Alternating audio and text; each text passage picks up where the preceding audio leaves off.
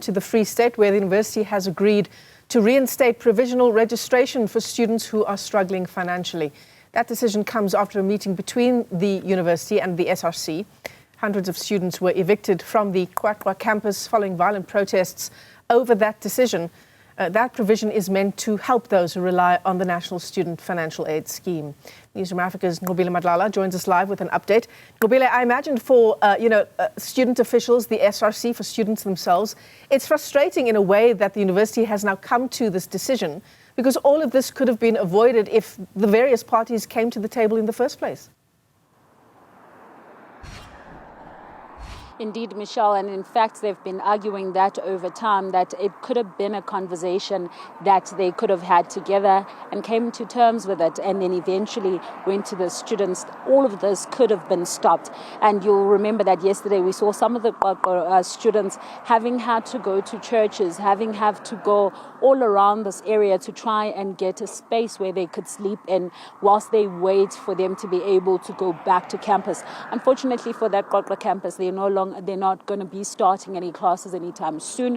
We are told that they're not also asked to go back to campus, mainly because of that infrastructure damage that we saw that took place within this campus. But we know that the other campuses as well are still on suspension in terms of the classes. However, we do know that they've said that today the faculties will start now communicating with the residents, now with the students. Now, what we know also from the universities, that they've also spoken about the fact that the provisional registration will now be phased out between 2026 to 2027. So this will be a process that will slowly look at those students that are currently at risk and may need some financial assistance, and they'd look at how they can be helped. But what also they've done is they've looked at the amount of debt or historical debts that you might have.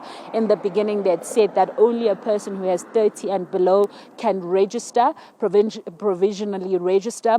Now they're looking at over 70,000 Rand for that to take place. However, it doesn't end in all good notes, Michelle. In fact, we have a court order that was sent to the SRC, to some of those that participated as well, in terms of the students that went to court and so on. And they've basically been asked to not participate or encourage or facilitate anything that's got to do with unlawful behavior.